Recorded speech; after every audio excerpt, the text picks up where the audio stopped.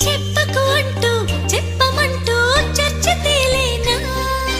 తప్పనుకుంటూ తప్పదంటూ తక్కమాగేనా సంగతి చూస్తూ జాలి వేస్తూ కదలలేకున్నా తేలని గుట్టు తేనె పట్టు కదపలేకున్నా ఉనికి నా పెదవుల్లో తునికి తడి పిలుపేదో నాకే సరిగా